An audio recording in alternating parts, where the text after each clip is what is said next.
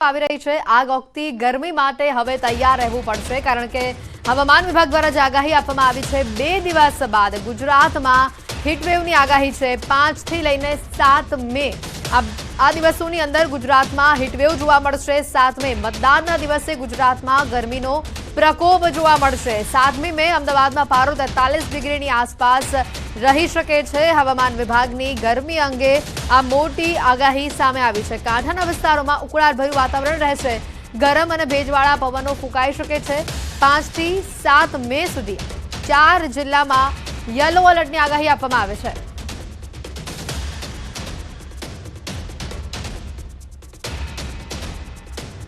चार जिला में येलो अलर्ट नीचे आगाही आपवामां आवी छे मतदान दिवसे गुजरात में गर्मी प्रकोप रहेशे तो साथ ज आपने मैपना माध्यम थी पण बतावવાનો प्रयत्न करिए कया कया विस्तारों में येलो अलर्ट की आगाही है आप जोई रह्या छो आ 4 जिला कच्छ भूज जोई रह्या छो पोरबंदर गीर सोमनाथ और भावनगर कच्छ पोरबंदर गीर सोमनाथ भावनगर आज तमाम आप येलो भाग जोई रह्या छो आ तमाम 4 जिल्लाओनी अंदर भारे गर्मीनो प्रकोप जोवा मळशे हवामान विभाग द्वारा आगाही आपवामां आवी छे पारो 43 डिग्रीनी आसपास रहेवानी शक्यता व्यक्त करवामां आवी छे हवामान विभाग तरफथी आ 4 जिल्ला माटे खास सावधानी राखवानी जरूर छे कारण के आ 4 जिल्लामां तापमाननो पारो ऊंचो जई शके छे हीटवेवनी आगाही करवामां आवी छे आ 4 जिल्लाओं माटे आने वाले अगले 3 दिन तक नो लार्ज चेंज में जाएगा लेकिन उसके अगले तो 3 दिन से बाद वाला आगे वाला जो दिन है उसमें तापमान बढ़ने का संभावना है उसमें टेम्परेचर जो है अहमदाबाद की टेम्परेचर स्पेशली 41 से बढ़ के 43 तक जाने का संभावना है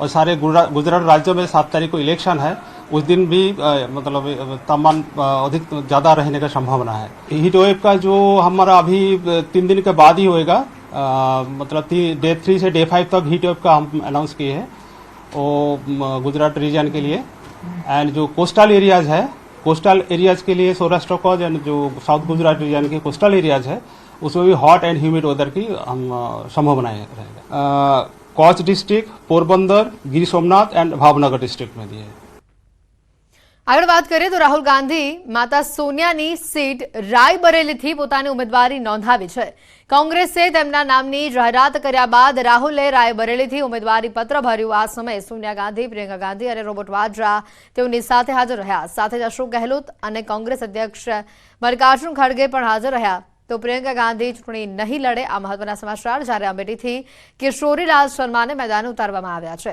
किशोरीलालने सोनिया गांधीना विश्वासु मानवामां आवे छे भाजपे योगी सरकारना मंत्री दिनेश प्रताप सिंहने रायबरेलीथी टिकिट आपी छे ज्यारे स्मृति ईरानी अमेठीथी चूंटणी लड़ी रह्या छे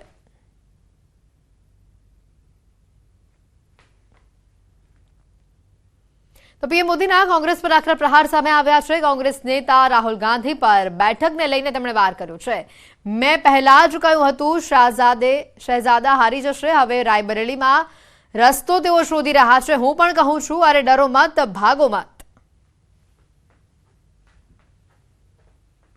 अमेठी से भी इतने डर गए वहां से भागकर अब रायबरेली में खोज रहे हैं रास्ता ये लोग गुम कर सबको कहते हैं डरो मत मैं भी आज उन्हें कहता हूं और बड़े जी भर के कहता हूं अरे डरो मत भागो मत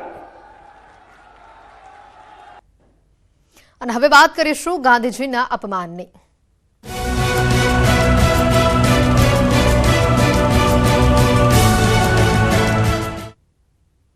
રાહુલના વખાણમાં ખુદ કોંગ્રેસ નેતા જ ભાન ભૂલી ગયા કોંગ્રેસ નેતા ઇન્દ્રનીલ રાજગુરુએ બફાટ કર્યો જાહેર મંચથી કોંગ્રેસ નેતાએ મહાત્મા ગાંધીનું અપમાન કર્યું રાજકોટમાં પરેશ ધાનાણીના પ્રચારમાં ખુદ કોંગ્રેસ નેતાએ મહાત્મા ગાંધી અંગે બફાટ કરી દીધો જો કે પોતાના નિવેદનથી વિવાદ થતા ઇન્દ્રનીલે ચતુરાઈથી ખુલાસો કર્યો ગાંધીજી અંગે પોતાના જ નિવેદનથી વિવાદ થતા કોંગ્રેસ નેતા ઇન્દ્રનીલ રાજગુરુએ ભાજપ પર ઠીકરું ફોડ્યું પણ મને ખાતરી છે કે મારો નેતા જે આ દેશનો આવતા દિવસોમાં મારા શબ્દો લખવા હોય તો લખી લેજો આ દેશમાં બીજો ગાંધી પાકશે તો એ રાહુલ ગાંધી હશે એક સચ્ચાઈના રસ્તે ગાંધીજીમાં તો ક્યાંક ઊંચાઈ હતી ગાંધીજીમાં તો ક્યાંક ઊંચાઈ હતી. આ તો માણસ સંપૂર્ણપણે નિખાલસ માણસ અને એકદમ અણિશીખ સાચો માણસ જેને પપ્પુ ઠેરવવાનો પ્રયત્ન કર્યો ને એના માટે અબજો કરોડો રૂપિયા વાપરા અને એ અડાગ લઈને લડ્યા અને આજે દેશ એને સ્વીકારે છે કે નહીં માણસ બરાબર છે. હા, પહેલાં તો રાહુલજી ભોળા છે એવું મેં નહોતું કીધું. મેં જે કહ્યું હતું એ ગાંધીજીની ચતુરાઈ એને બી શબ્દો હશે પણ એમણે દેશને અર્પણ કરીને દેશને આઝાદ કરાવ્યો અને એ આઝાદ કરાવવામાં જે એનામાં ક્વોલિટીઝ હતી, એક તો સત્યાગ્રહ, બીજું દ્રઢતા અને ત્રીજું નિડરતા. મેં રાહુલજી આવતા દિવસોમાં લોક સ્વીકૃત બીજા ગાંધીજી હશે એ જે ગાંધીને નામ મુખે લાવવા માગતા નથી. મને આનંદ છે કે મારા નિવેદનથી એ ભાજપવાળા કમસે કમ ગાંધીજીની ચિંતા તો કરવા માંડ્યા. ના એનો એ પર્યાય છે બંને શબ્દો. ગાંધીજીના ગુણ ફરીથી રાહુલજીમાં જોવા મળી રહ્યા છે એ વાત મારી એના ઉપર હું કાયમ છું. અને હવે વાત કરીશું મહાસંગ્રામની.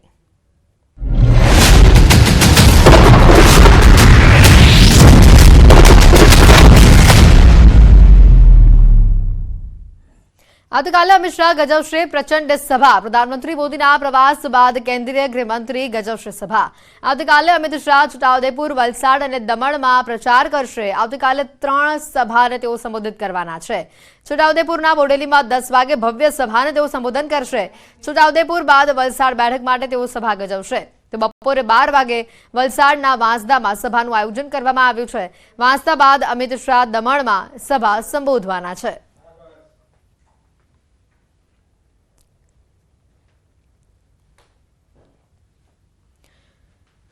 તો આ તરફ દાહોદમાં જેપી નડ્ડાની સભા શરૂ થતા પહેલા જ કેબિનેટ પ્રધાન નાચતા જોવા મળ્યા. ડાયરાના તાલે કેબિનેટ મંત્રી કુબેર ડિંડોર નાચતા જોવા મળ્યા. મહત્વનું છે કે મતદાનને આડે હવે ગણતરીના દિવસો જ બાકી છે અને ત્યારે ભાજપના રાષ્ટ્રીય અધ્યક્ષ જેપી નડ્ડા રાજ્યમાં જંગી પ્રચાર કરી રહ્યા છે. સ્ટાર પ્રચારકો અને રાષ્ટ્રીય નેતાઓના જંગી પ્રચારથી ઉમેદવારોમાં પણ ઉત્સાહનો માહોલ જોવા મળી રહ્યો છે.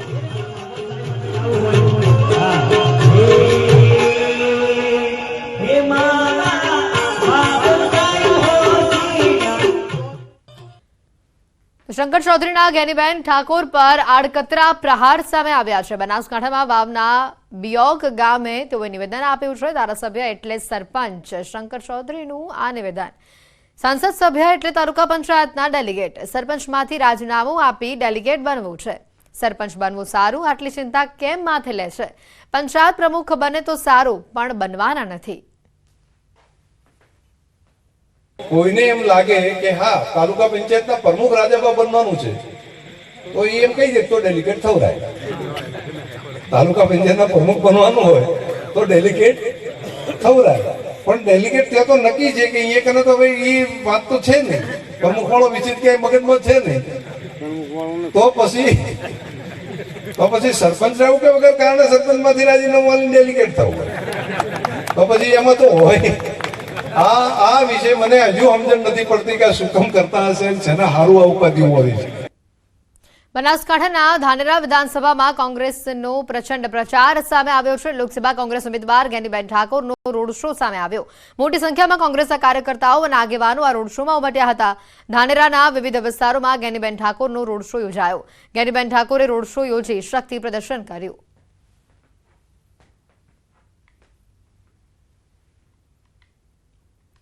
તો ઉમેદવારો મતદારોનું ધ્યાન આકર્ષિત કરવા માટે અવનવા નુસ્ખા વિચારી રહ્યા છે. અને આ વચ્ચે ભાવનગર લોકસભા બેઠક પરના ભાજપ ઉમેદવાર નીમુ બાંભણિયા હીરા ઘસતા જોવા મળ્યા.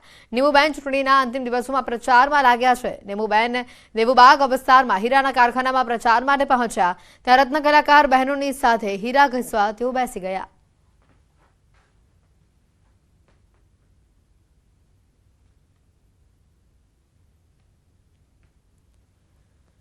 તો અરવલ્લીના મેઘરજમાં શોભનાબેન બારૈયાના સમર્થનમાં મહિલા સંમેલન યોજાયું.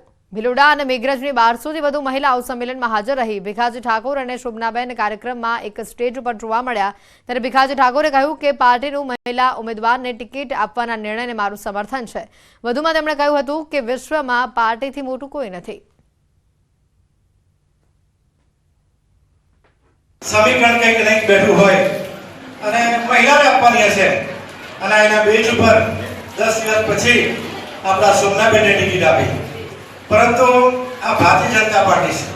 આપણે બધા કહીએ છીએ કે વિશ્વની સૌથી મોટી પાર્ટી એટલે ભારતીય જનતા પાર્ટી.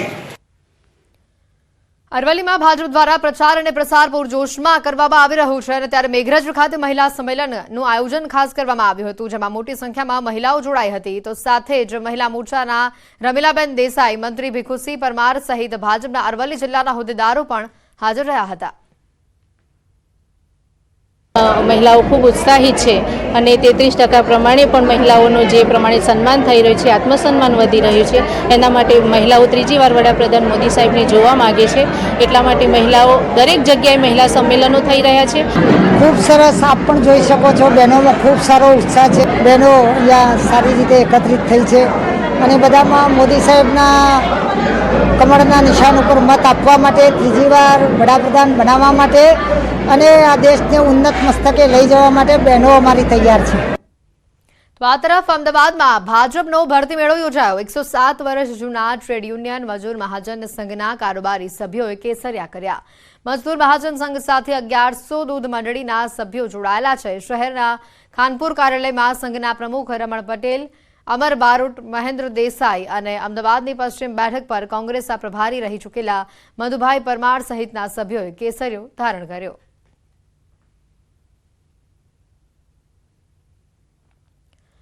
રાજ્યમાં મતદાન લઈને હવે ગણતરીના દિવસો જ બાકી છે, ત્યારે અમરેલી બેઠકના ભાજપ ઉમેદવાર ભરત સુતરિયા જોરશોરથી પ્રચાર કરતા જોવા મળ્યા. જામકા, માંડણ, વિસળિયા આ સહિતના ગામોમાં સભા કરી લોકોને મતદાન કરવાની અપીલ કરી. ગામડે ગામડે લોકસંપર્ક કરી લોકોને મતદાનની અપીલ કરાઈ. આજે ખાંભા અને રાજુલા તાલુકાનો પ્રવાસ અમારો છે. જ્યારે નરેન્દ્રભાઈ ત્રીજી વાર શપથ લે એટલે મહત્વના નિર્ણય લેવા માટેની આ ચૂંટણી છે અને એના માટે અમે મત માંગીએ છીએ. ભાવનગરથી વધુ સમાચાર. જૂના બંદરમાં રબરના ગોડાઉનમાં આગ લાગી. ફેમસ ટ્રેડિંગ નામના રબર ગોડાઉનમાં આગ લાગી. દૂર દૂર સુધી ધુમાડાના ગોટે ગોટા જોવા મળ્યા. સદનસીબે આ ઘટનામાં કોઈ જાનહાનિ થઈ નથી. આગમાં મોટા પાયે નુકસાનની સંભાવના જોવા મળી રહી છે. ભારે જહેમત બાદ આગ પર કાબુ મેળવી લેવામાં આવ્યો છે. સદનસીબે આગની આ ઘટનામાં જાનહાનિના કોઈ સમાચાર નથી. રાહતની વાત છે, પરંતુ આગમાં સંપૂર્ણ માલસામાન બળીને ખાખ થયો હોય તેવી માહિતી છે. આગ લાગતા જ દૂર દૂર સુધી ધુમાડાના ગોટે ગોટા જોવા મળ્યા હતા. તો રબરનું આ ગોડાઉન હતું અને જેના કારણે આસપાસના વિસ્તારોમાં ભારે દુર્ગંધ પણ ફેલાઈ હતી. રેસ્ટોરન્ટની અંદર સર્જાયેલા અકસ્માતના સીસીટીવી સામે આવ્યા છે. લિટિલ ભારત રેસ્ટોરન્ટમાં મોડી રાત્રે બોલેરો ટેમ્પો ઘૂસતા અકસ્માત સર્જાયો. બેફામ બોલેરો ચાલકે રેસ્ટોરન્ટ સહિત વ્હીકલને ભારે નુકસાન પહોંચાડ્યું છે. ડ્રાઇવિંગ લાયસન્સ ન હોવા છતાં ટેમ્પો ચલાવી રહ્યો હતો ચાલક. પોલીસે અટકાયતી પગલાં હાલ લીધા છે. વડોદરાના ગેંડા સર્કલ નજીક આવેલા રેસ્ટોરન્ટમાં ટેમ્પો ઘૂસ્યો હતો. શિખાઉ બોલેરો ચાલકે અકસ્માત સર્જ્યો હતો. લોકો રેસ્ટોરન્ટમાં જમી રહ્યા હતા અને ત્યારે ટેમ્પો રેસ્ટોરન્ટનો ગેટ તોડીને અંદર ઘૂસ્યો હતો. સદનસીબે કોઈ જાનહાનિ થઈ નથી. તો આ ઘટના જે રીતે સામે આવે છે, એકદમ જ સ્પીડ પકડીને ટેમ્પો કાચ તોડીને રેસ્ટોરન્ટની અંદર ઘૂસી જાય છે. જો કે બહાર રહેલા 2 ટુ વ્હીલરને પણ નુકસાન પહોંચે છે. રાહતની વાત એ છે કે જ્યારે ટેમ્પો અંદર આવે છે તે ભાગમાં કોઈ જમી રહ્યું ન હતું અને જેના કારણે જાનહાનિ અહીંયા ટળી છે. પરંતુ હાલ આ સીસીટીવી ફૂટેજના આધારે પોલીસ દ્વારા ઘટનાને લઈને અટકાયતી પગલાં લેવામાં આવ્યા છે.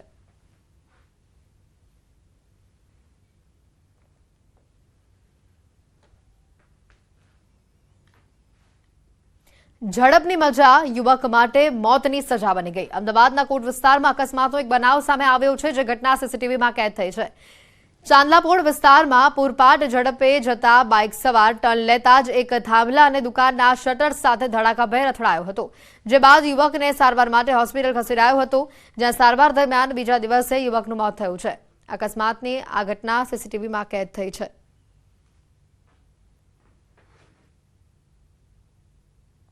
જે રીતે આ ઘટના સામે આવી છે, ઘટનાના સીસીટીવી સામે આવ્યા છે, જોઈ શકાય છે એક બાઇક પૂરપાટ ઝડપે આગળ જઈ રહ્યું છે, 2 લોકો બેઠા છે અને અચાનક જ બાઇક ટર્ન મારે છે અને ત્યાં થાંભલા અને દુકાનના એક શટર સાથે આ બાઇક ચાલક અથડાય છે।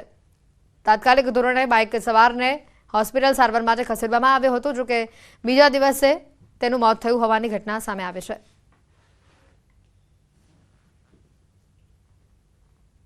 અમદાવાદના ચાંદલાપોળ વિસ્તારની આ ઘટના। પાવાગઢ મંદિરમાંથી ઘી લઈને આવેલો ટેમ્પોની બ્રેક ફેલ થતા તે ખીણમાં ખાબક્યો। મંદિર માટે લવાયેલો જથ્થો ખાલી કર્યા બાદ ટેમ્પો પરત ફરી રહ્યો હતો અને આ દરમિયાન આ ઘટના બની। બ્રેક ફેલ થતા ડ્રાઈવરે સ્ટીયરિંગ પરથી કાબુ ગુમાવતા ખીણમાં ખાબક્યો ટેમ્પો। સ્થાનિકોને જાણ થતાં જ ચાલકને રેસ્ક્યુ કરી બહાર કાઢવામાં આવ્યો। ડ્રાઈવરને ગંભીર ઇજા થતા સારવાર અર્થે હાલોલ રેફરલ હોસ્પિટલ તેને ખસેડવામાં આવ્યો હતો।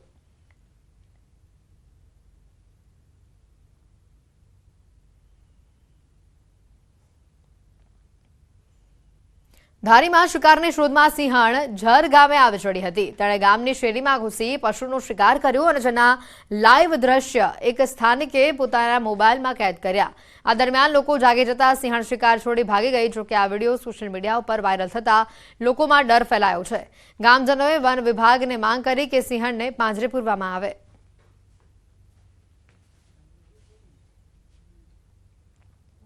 તો આણંદમાં એક તબીબે કૃષ્ણ એરોન કોમ્પ્લેક્સના 4થા માળેથી જંપલાવી આત્મહત્યા કરી। વહેલી સવારે યુવકે અગમ્ય કારણોસર પડતું મૂકી મોતને વહાલું કરતા ચકચાર મચી ગઈ।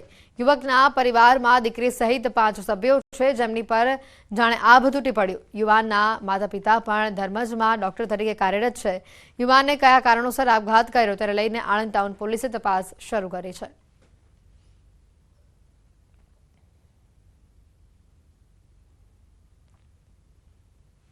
લોકસભા ચૂંટણી પહેલા સુરતમાં યુવકો પાસેથી ડ્રગ્સનો જથ્થો ઝડપાયો છે। સુરત શહેર ક્રાઇમ બ્રાન્ચ દ્વારા માન દરવાજા પાસેથી યુવકને 200 ગ્રામ MD ડ્રગ્સ મુદ્દામાલ સાથે ઝડપી લેવામાં આવ્યો।